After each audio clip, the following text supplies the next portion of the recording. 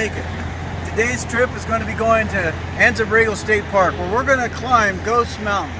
It's a place where Marshall South and his family once lived off the land solely. It's a place full of intrigue, mystery, and all kinds of superstitions. So let's get in our hot rods. I'm going to take the White Shadow, or the White Shadow is going to take me, and let's head on out to Anza State Park.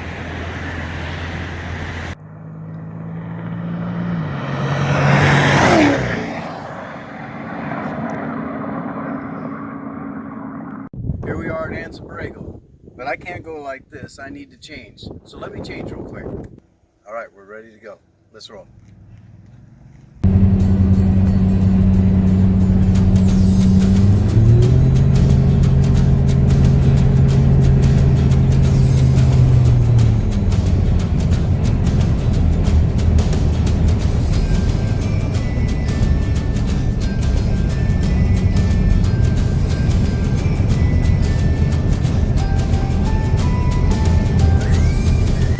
Okay, we're on our way to Ghost Mountain. Are you ready? We're going to find out why they call it Ghost Mountain. What's so mysterious about this place? Why all the superstitions? And why would it attract an eccentric person like Marshall South to move himself and his family up on top of that mountain where there was no water and no reasonable means of support to try and live off the land as the Native Americans did? What possessed this man? Let's go and find out. So strap on your boots and let's roll.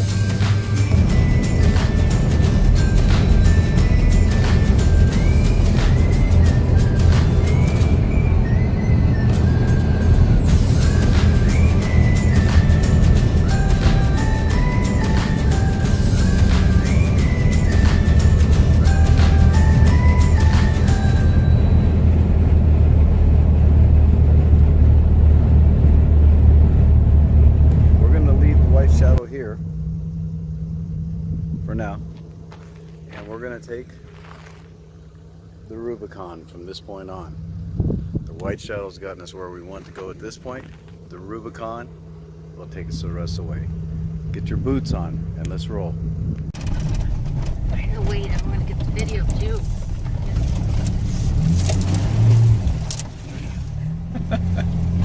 Okay, we are in the parking lot to the trail that leads to Ghost Mountain, a trail that Marshall South himself built. There are warning signs around here about defacing or disturbing or destroying any of the historical artifacts. At the beginning of the trail, you'll find a little monument.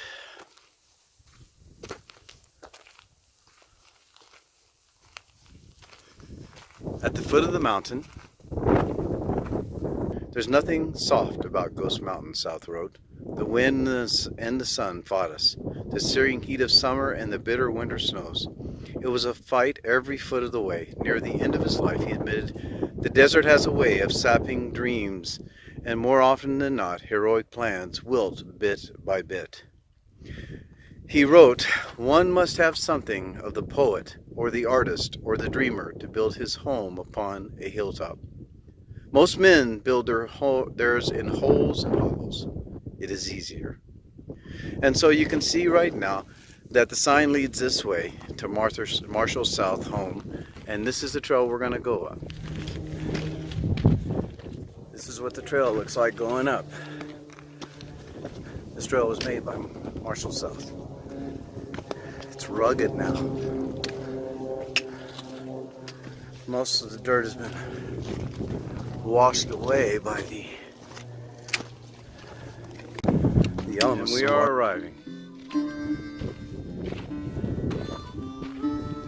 This is the home of Marshall South and his family. Here on what he called Ghost Mountain.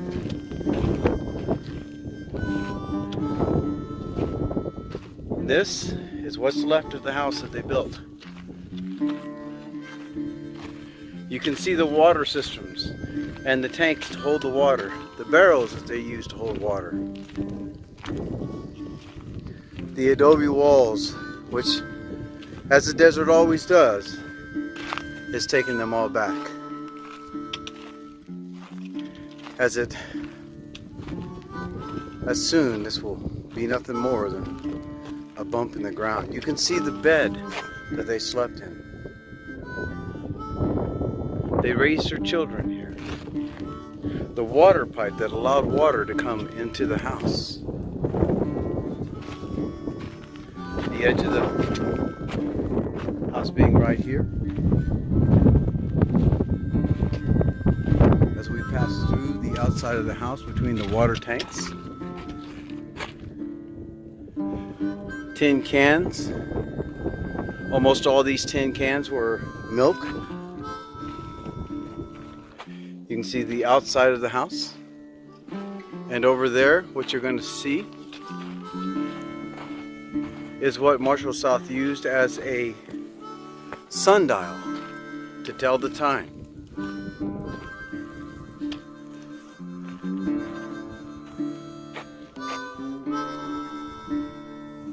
There it is. What a view that they viewed all the way into Mexico and beyond. Here on Ghost Mountain. Alright, this was one of the ways they caught water during the winter and whenever it would rain. There are other people up here. This is some of the walls, as you can see. This would be their system. They would contain the water, and it actually had a natural system to it, where it would natural clarifying or cleansing as the sediment would fall down. And then the overflow would go into the next tanks. You can see the lids with the thing. Then they would go into the next tanks as that far, and then from this tank to that tank on the overflow, and then to that tank on the overflow, and then eventually out this pipe, so they would have clean water without a lot of dirt and sediment in it. This was actually the stove area.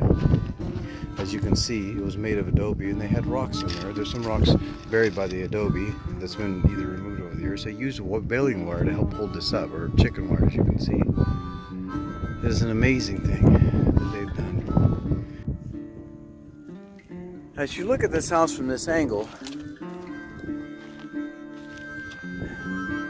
you can see that they actually did a very good job. Considering this house was built in the 30s, the early 30s, and yet it's still, portions of it stand today. The entryway is still there.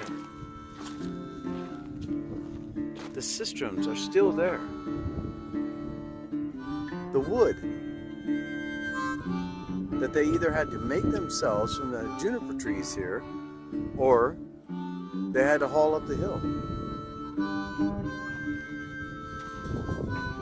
The view that they would wake up to and go to bed to every single day. Walking down the same paths that they walk down. Same trails.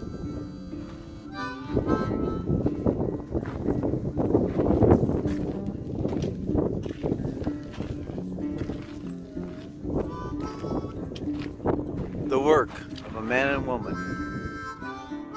who determined to build not just a different life, but a better life.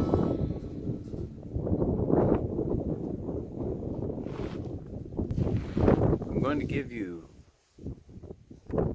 the opportunity to know what it's like to be up here on Ghost Mountain alone. Just you, the wind, the sun, the clouds, nature, God.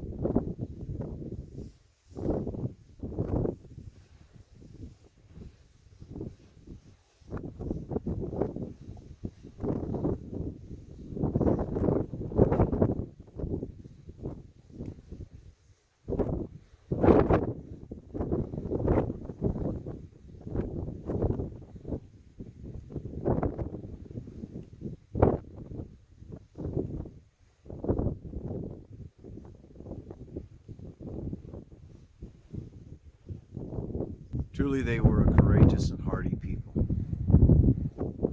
Eccentric, yes. Artistic and creative, was her reputation.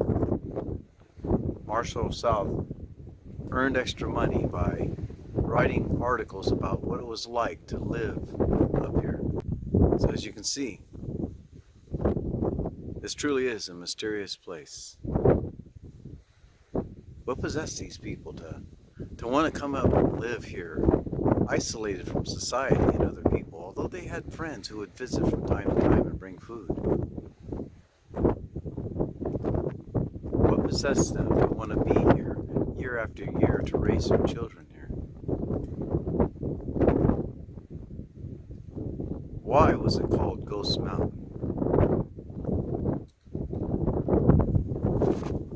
So what can we say about Marshall South and Tanya South? An amazing people, and yet some would say they are crazy. Were they crazy? No. Eccentric? Marshall probably could be described as eccentric. And yet, they accomplished some things that other people only dream of. It is incredible, as I said before, what a man and a woman can accomplish when they work together for a common dream. But their dream sadly ended. Marshall, in this last 6 months that Tanya was on the hill with the kids, Marshall spent his time in Julian. He had been acting strange, and Tanya had had enough. And she moved her and the children down to San Diego and filed a divorce.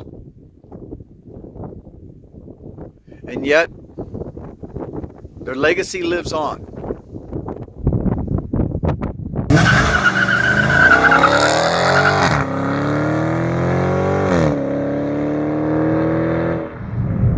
Well, Ghost Mountain was thrilling, cold and windy. Probably the same as it was when they lived up there. But we got to come down, so we've escaped the cold. How incredible is Ghost Mountain? What kind of people? They're extraordinary people, this Marshall South and his family, who took such a big risk to live the way they did. What an adventure. And how wonderful is the exploration. Well, until our next trip, if you like the content, hit the like button. And if you want to see where we're going next, hit the subscribe button so you can be notified. Until then, God bless each and every one of you.